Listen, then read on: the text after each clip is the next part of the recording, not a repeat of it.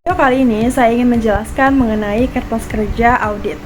Kertas kerja didefinisikan sebagai catatan-catatan yang dibuat atau dikumpulkan dan disimpan oleh akuntan publik mengenai prosedur pemeriksaan yang ditempuhnya, pengujian yang dilakukannya, keterangan yang diperolehnya, dan kesimpulan yang ditariknya sehubungan dengan pemeriksaannya. Nah, kertas kerja ini seharusnya mencakup seluruh informasi yang dipandang perlu oleh auditor dalam melaksanakan pemeriksaan yang memadai dan mendukung laporan audit. Tujuan menyeluruh dari kertas kerja ini untuk membantu auditor memberikan keyakinan memadai bahwa audit yang layak telah dilakukan sesuai dengan standar auditing yang ditetapkan IAI. Nah, setiap kantor akuntan publik ini mempunyai pendekatan masing-masing nih dalam penyiapan dan pengorganisasian kertas kerja, dan auditor yang baru harus menggunakan pendekatan kantornya masing-masing. Nah, jadi berkas kertas kerja ini dibagi menjadi dua. Yang pertama itu ada berkas permanen. Berkas permanen ini dimaksudkan untuk berisi data historis atau yang bersifat berkelanjutan berkenaan dengan pemeriksaan tahun berjalan. Nah, berkas ini merupakan memberikan sumber informasi mengenai audit yang berkelanjutan dari tahun ke tahun. Berkas permanen ini biasanya mencakup hal-hal sebagai berikut. Yang pertama itu kutipan atau fotokopi dari dokumen perusahaan yang kepentingannya berkelanjutan seperti akte pendirian, anggaran dasar dan rumah tangga, peraturan perundangan, surat hipotek, dan kontrak-kontrak.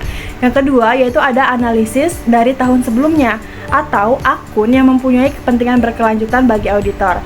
Hal ini mencakup akun seperti utang jangka panjang, perkiraan modal, goodwill, dan aktifat tetap. Yang ketiga, itu ada informasi yang berkenaan dengan pemahaman struktur pengendalian internal dan penetapan resiko pengendalian. Hal ini mencakup bagian organisasi, bagian arus, visioner, dan informasi pengendalian intern lainnya yang mencakup penyebutan satu persatu pengendalian dan kelemahan dalam sistem tersebut. Yang keempat, yaitu hasil prosedur analitis dari audit tahun sebelumnya. Di antaranya adalah rasio dan presentasi yang dihitung oleh auditor dan total saldo atau saldo per bulan untuk akun tertentu. Yang kedua, itu ada berkas tahun berjalan.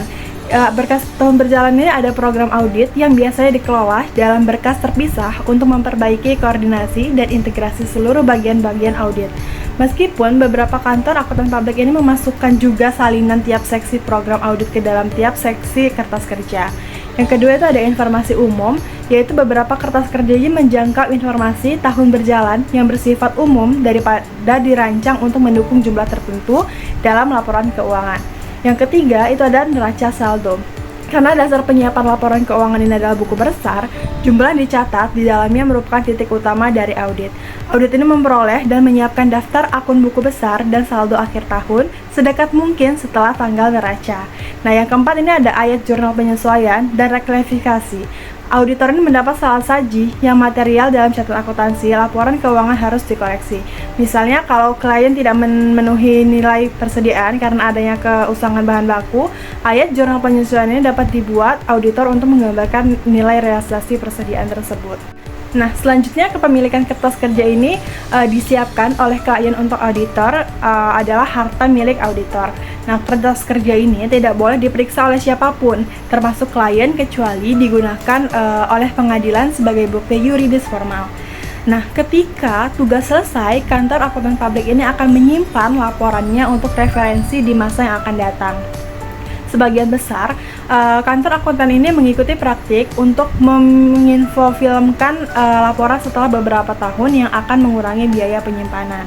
Nah, selanjutnya kerahasiaan kertas kerja ini bagaimana sih? Jadi kebutuhan untuk memelihara kerahasiaan hubungan dengan klien ini dinyatakan dalam Kode Etik Ikatan Akuntan Indonesia Pasal 6 yang menyatakan bahwa setiap anggota itu harus menjaga kerahasiaan informasi yang diperoleh selama pekerjaannya dan tidak boleh terlibat dalam pengungkapan fakta atau informasi tersebut bila tidak diperoleh izin khusus, kecuali dikehendaki oleh hukum atau negara atau profesinya. Hal ini tidak boleh menggunakan untuk keuntungan sendiri atau untuk keuntungan pihak ketiga. Suatu pengetahuan atau informasi yang diperolehnya dari pelaksanaan tugasnya. Yang paham dengan apa yang saya sampaikan ya? Bye!